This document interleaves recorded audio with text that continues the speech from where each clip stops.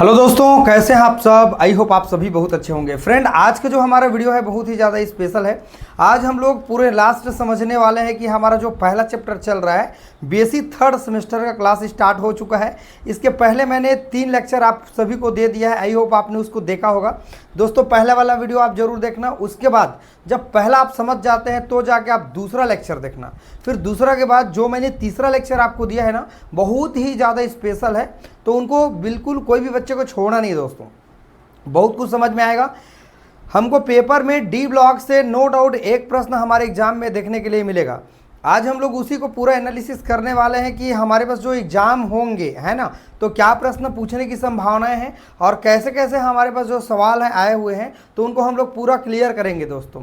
तो आप पूरा वीडियो के लास्ट तक बने रहेंगे, आपको पूरा समझ में आने लगेगा। वीडियो अच्छा लगे दोस्तों तो लाइक कमेंट करना आप मत भूलना, क्योंकि इस तरह से सीक्वेंस वीडियो आपको ये थर्ड सेमेस्टर का मिलेगा और आपको पीडीएफ भी मिलेगा। तो कई बच्चे कमेंट कर रहे थे कि सर केमिस्ट्री का पीडीएफ दे दीजिए, तो कुछ दिन रुक जाइए, 1-2 दिन। मैं थोड़ा सा ज़्यादा बिजी हूँ, पीडीएफ बनाने का भी समय नहीं मिल पा रहा है, तो पीडीएफ आपको मिल जाएगा। फिलहाल मैं जो आपको पढ़ा रहा हूँ दोस्तों, उनको आप जरूर देखिए। और ऑब्जेक्टिव क्वेश्चन है ना, इनको बहुत अच्छा से आप समझते जाएंगे तो पूरा चीज़ आपको समझ में आ जाएगा दोस्तों, राइट ना। तो देखो, हमारा जो चैप्टर चल रहा है ना, ये हमारा चैप्टर पहला चल रहा है। चैप्टर ये फर्स्ट चल रहा है, जो कि डी ब्लॉक एलिमेंट को बता रहा है। डी ब्लॉक एलिमेंट, ठीक, डी ब्लॉक एलिमेंट्स। इसके बाद दोस्तों, कल से जो हमारा क्लास देखने के लिए मिलेगा, एफ ब्लॉक एलिमेंट देखने के लिए मिलेगा। मैंने आपको बोला था कि हमारे पास ये 4 लेक्चर में ये पहला हमारा जो चैप्टर है कंप्लीट हो जाएगा। तो आज हम लोग थोड़ा सा इनके बारे में और बेसिक चीज़ों को थोड़ा और समझ लेते हैं। देखिए दोस्तों, इसमें रंग के बारे में नो डाउट एक सवाल हमारे पास पेपर में देखने के लिए मिलेगा और चुंबकीय गुण के बारे में पूछेगा, चुंबकीय, है ना, मैग्नेटिक प्रॉपर्टीज के बारे में, मैग्नेटिक कैरेक्टर के बारे में। तो जब भी कलर का बात आएगा दोस्तों, मैंने और आपको समझाया था, लेकिन फिर भी आपके माइंड में एक चीज़ और मैं माइंड करा रहा हूँ दोस्तों, कि हमारे पास रंग से और मैग्नेटिक फील्ड से एक सवाल देखने के लिए हमारे एग्जाम में मिलेगा। देखिए, यहाँ पर हमारे पास क्वेश्चन भी है, मैं आपको थोड़ा सा बताता हूँ। देखिए, निम्नलिखित में से कौन सा आयन सबसे अधिक चुंबकीय गुण रखता है। तो यहाँ पर लिखा हुआ है क्वेश्चन, इसमें बताना है कि मैग्नेटिक फील्ड ज़्यादा कौन रखता है। आयरन 2+ आयन रखता है कि कोबाल्ट 3+, कि निकेल 2+ आयन, या कॉपर 2+ आयन, राइट ना। तो इसमें ज़्यादा अनुचुंबकीय गुण कौन रखता है, चुंबकीय गुण कौन दिखाता है, ये पूछा गया है हमारे पास सवाल में। मैंने आपको एक चीज़ बताया था दोस्तों, अगर जब भी हम चुंबकीय का बात करें, मैग्नेटिक फील्ड का अगर हम लोग बात करते हैं दोस्तों, तो हमको जो अनपेयर इलेक्ट्रॉन है ना, जो हमारे पास सिंगल इलेक्ट्रॉन है, अनपेयर इलेक्ट्रॉन है, अनपेयर्ड इलेक्ट्रॉन जितना ज़्यादा होगा वो क्या होगा, हमारे पास पैरामैग्नेटिक होगा, चुंबकीय गुण रखता है, राइट।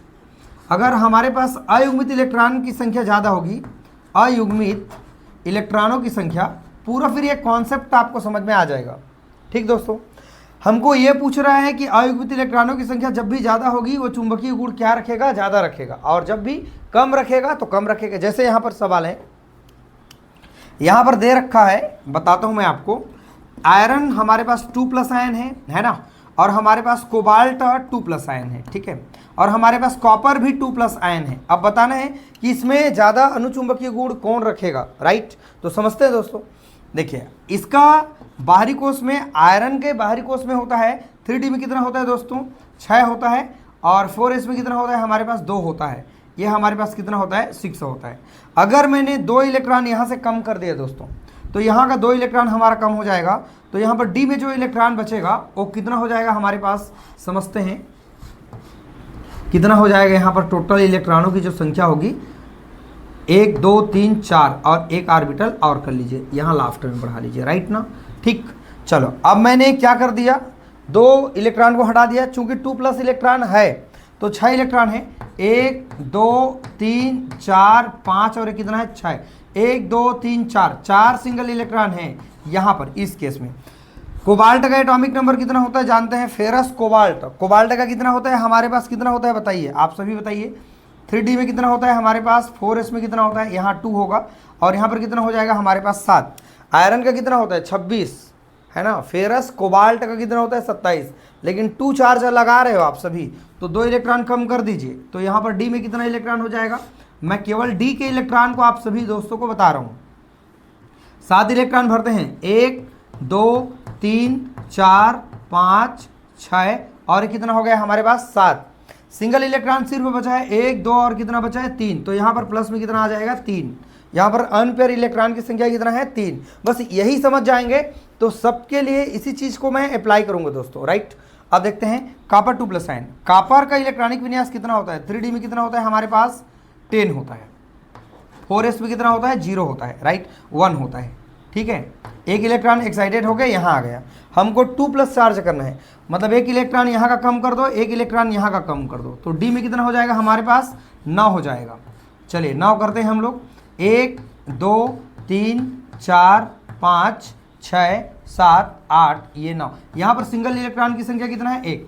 तो बताइए सबसे ज़्यादा सिंगल इलेक्ट्रॉनों की जो संख्या है इस आयरन पर है, आयरन 2+ चार्ज पर, अर्थात सबसे ज़्यादा यही हमारे पास चुंबकीय गुण रखता है, अर्थात ये अनुचुंबकीय पाया जाता है इसमें गुण, राइट ना।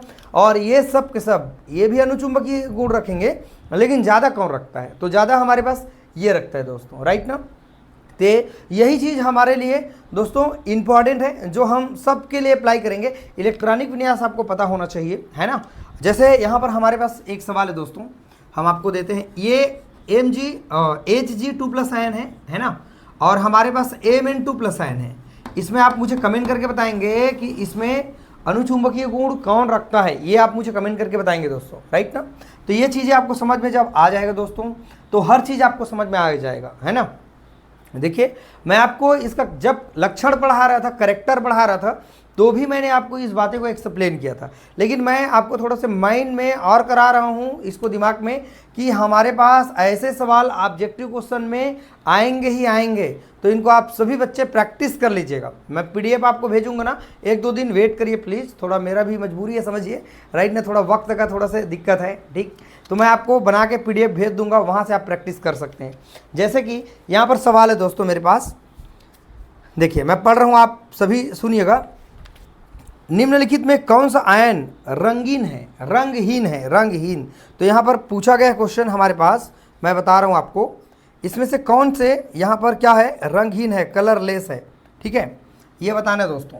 तो ये है हमारे पास क्वेश्चन है, टाइटेनियम आयरन 3+ है, ठीक है, कॉमा है, टाइटेनियम 4+ आयन है, और यहाँ पर पूछा गया है हमारे पास वेनेडियम 3 चार्ज है, और टाइटेनियम हमारे पास है 3 चार्ज है, टाइटेनियम 3 चार्ज है।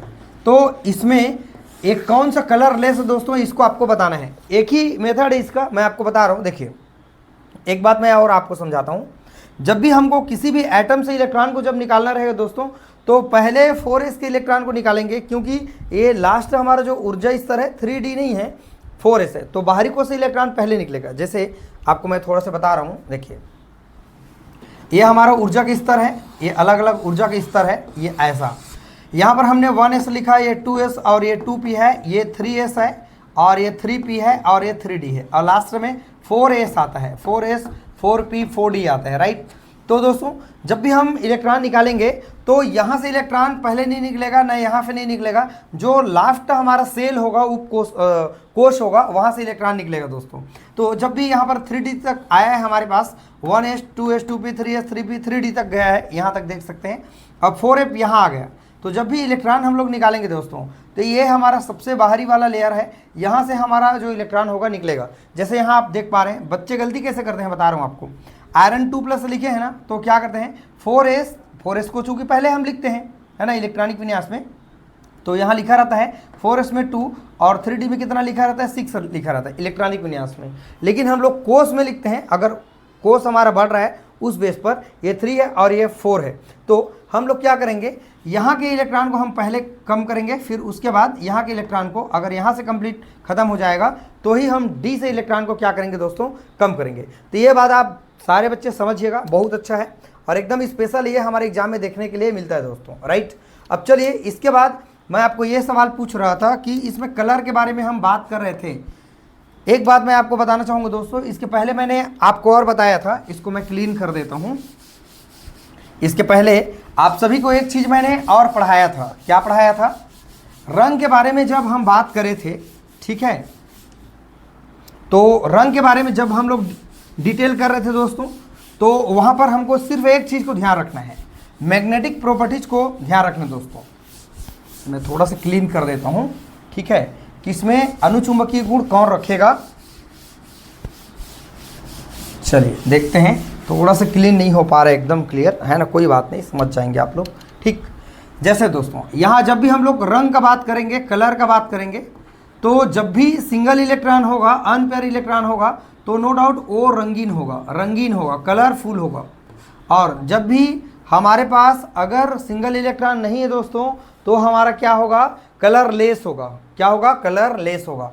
जैसे कि मैं आपको उस दिन बता रहा था, कॉपर 2+ और कॉपर प्लस में हमारे पास रंगीन कौन होता है। देखिए मैं आपको फिर बताता हूँ, इसके डी कक्षक में कितना इलेक्ट्रॉन होगा हमारे पास, और इसके डी कक्षक में कितना इलेक्ट्रॉन होगा हमारे पास, समझते हैं। यहाँ कॉपर 2+ के केस में कॉपर का कितना होता है हमारे पास, 3D में कितना हो जाएगा हमारे पास जो इलेक्ट्रॉन होगा, 3D में 10 होता है, और 4s में कितना इलेक्ट्रॉन होता है, 1 होता है। यहाँ भी 3D में कितना होगा, 10, और 4s में कितना हो जाएगा दोस्तों, 1 होगा। लेकिन मैं +1 और +2 लगा के बता रहा हूँ दोस्तों, कि यहाँ पर दो इलेक्ट्रॉन कम करना है, तो एक यहाँ का खत्म हो गया, कितना बचेगा, 9। 1 2 3 4 5 6 7 8 9। यहाँ देखिए जरा, कॉपर प्लस आयन का मतलब एक इलेक्ट्रॉन आप कम कर दीजिए, तो एक इलेक्ट्रॉन अपन कम करेंगे दोस्तों, क्या हो जाएगा, तो फिर 10 हो जाएगा। तो हम लोग यहाँ पर चुपचाप 10 इलेक्ट्रॉन क्या कर लेते हैं, भर लेते हैं। अब बताइए सिंगल इलेक्ट्रॉन यहाँ पर प्रेजेंट है कि यहाँ पर, नो डाउट आप सारे स्टूडेंट कहेंगे सिंगल इलेक्ट्रॉन की संख्या यहाँ पर कम से कम एक बार है, तो ये हमारा कलरफुल होगा और ये वाला हमारा कलरलेस होगा। तो हमको छोटा सा इलेक्ट्रॉनिक विन्यास पता होना चाहिए, ये तो आप सभी स्टूडेंट को याद करना पड़ेगा। इलेक्ट्रॉनिक विन्यास अगर आप याद नहीं करेंगे तो आपसे नहीं बन पाएगा, मुश्किल हो जाएगा ये दोस्तों। तो ये पूरा चीज़ कलर के बेस पर और मैग्नेटिक फील्ड के बेस पर मैंने चीज़ों को क्लियर कर दिया। ये हमारे एग्जाम में ना केवल बीएससी के लिए इम्पॉर्टेंट है, बल्कि आगे आप पढ़ाई करते जाएंगे उसके लिए भी ये इम्पॉर्टेंट है दोस्तों। तो किसी भी स्टूडेंट को इनको बिल्कुल भी नहीं छोड़ना है, राइट ना। चलिए आप नोट डाउन करना चाहें तो नोट डाउन कर सकते हैं।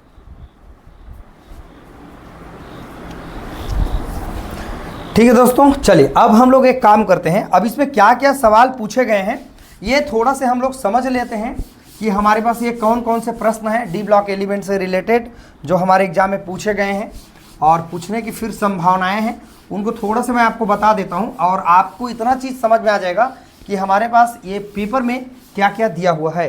चलिए मैं कुछ क्वेश्चन है यहाँ पर दिया हुआ है, देखिए हमारे पास क्वेश्चन है, ट्रांजिशन एलिमेंट क्या चीज़ होते हैं, इनको ट्रांजिशन एलिमेंट क्यों कहा जाता है, मतलब संक्रमण तत्व क्या होता है। अगर डी कक्षक में पूरी तरह से इलेक्ट्रॉन ना भरा हो, एक इलेक्ट्रॉन कम से कम हो, तो उसे संक्रमण तत्व कहते हैं। मैंने ऑलरेडी डिटेल कर दिया है, लेकिन फिलहाल मैं बुक के अकॉर्डिंग आपको बता रहा हूं कि इसमें क्या क्या सवाल बन रहा है, राइट ना। तो इसके अनुसार से अगर हम तैयारी करते हैं तो प्रश्न का पैटर्न भी तो हमको पता होना चाहिए, है ना। सबसे इंपॉर्टेंट है आपको इनका लक्षण पढ़ना सबसे जरूरी है। हम जब लक्षण पढ़ लेते हैं, कैरेक्टर पढ़ लेते हैं, तो पूरा चीज़ हमको समझ में आ जाएगा। उसी से अलग अलग सवाल पूछेगा, चुंबकीय के बेस पर, संकुल के बेस पर, इलेक्ट्रोड, यहाँ पर इलेक्ट्रोड का भी काम करता है ना डी ब्लॉक के एलिमेंट, बताना भूल गया था शायद मैं लक्षण में। ये हमारे पास इलेक्ट्रोड बनाने का भी काम करते हैं, इलेक्ट्रोड भी हम लोग बनाते हैं, ठीक है। तो यहाँ पर हमारे पास पहला सवाल है, इसके डी ब्लॉक तत्व किसे कहते हैं, इसे क्यों कहते हैं, और इसके इलेक्ट्रॉनिक विन्यास को आपको बताना है दोस्तों। ये पहला सवाल है। अगला है संक्रमण तत्व किसे कहते हैं और उसके लक्षण बताना है और उसके इलेक्ट्रॉनिक विन्यास बताना है। जब भी दोस्तों हमको इस तरह से सवाल पूछेंगे तो मैंने आपको 9-10 जो लक्षण बताया था उसमें से कम 4-5 लक्षण को आप लिख दीजिएगा अपने मन से, राइट ना। जब वो अपने मन से पूछेंगे तो आपको उनके हिसाब से बताना है, लेकिन वो कह रहा है इसके लक्षण बताओ, तो अपने मन से 4-5 लिख दीजिएगा। जैसे कि मैंने आपको बताया था, इसका क्या क्या बताया था, त्रिज्या बताया था, परमाणु का त्रिज्या बताया था, घनत्व बताया था, गलनांक स्थिरांक बताया था, रंग के बारे में बताया था, राइट ना, चुंबकीय गुण के बारे में बताया था, संकुल के व्यवहार बनाते हैं, संकुल कैसे बनाते हैं उसके बारे में मैंने बताया था, ठीक है। तो उन्हीं लक्षणों को हमको बता देना है, उत्प्रेरक के गुण पाए जाते हैं, ये सब आपको बताना रहेगा, ठीक है दोस्तों। अपने मर्जी से लिख दीजिएगा। फिर डी ब्लॉक तत्वों के सामान्य गुण, फिर वही क्वेश्चन आ गया। ये सब दीर्घ उत्तरी प्रश्न है, आप यहाँ देख पाएंगे आपको मैं PDF दे दूंगा तो और समझ जाएंगे। संक्रमण तत्व क्या होते हैं, इनके प्रमुख गुण को हमको बताना है। क्लियर हो? कुल मिला के संक्रमण तत्व से हमारे पास एग्जाम में नो डाउट आना ही आना है। डी ब्लॉक किसे कहते हैं, बस यहीं तक सीमित है, लेकिन संक्रमण तत्व क्यों कहते हैं और इसके कारण क्या है, इसके लक्षण क्या है, ये सारे दोस्तों को बताना है। ठीक है, और बताना है संक्रमण तत्वों की परमाणु त्रिज्या लेफ्ट से राइट जाने पर, जब हम लेफ्ट से राइट जाते हैं तो घटता है कि बढ़ता है, और घटता भी है तो क्यों घटता है, ये हमको बताना है दोस्तों। राइट ना? तो ये अच्छा सवाल है। ये सभी चीज़ों को मैंने आपको बता दिया है, ऐसा नहीं कि मैंने कुछ नहीं बताया है, बहुत सारी चीज़ों को मैंने एक्सप्लेन कर दिया। रही बात, इसमें छोटा छोटा ग्राफ दिया है, जैसे कहीं जगह मान कम हो रहा है इस तरीके से, कहीं ज़्यादा हो रहा है अलग अलग एटम के लिए इस तरीके से। तो इसको दोस्तों अगर बना सके तो ठीक है, नहीं तो हम बता देंगे इसका कम होता है इसका ज़्यादा होता है, हम बता सकते हैं। ये ग्राफ यही बताते हैं। ठीक, अगला है हमारे पास जो क्वेश्चन है, ऑक्सीकरण संख्या से रिलेटेड प्रश्न आया है बहुत सारा। जो मैग्नीज के विभिन्न ऑक्सीकरण अवस्था को बताना है, +1 +2 +3 +4 +5 6 7 तक जाता है, क्यों होता है, ये थोड़ा ऑक्सीकरण आप पढ़ेंगे तो समझ में आ जाएगा। अगला सवाल है दोस्तों, हमारे पास 4D और 5D में अंतर क्या होता है ये बताना है।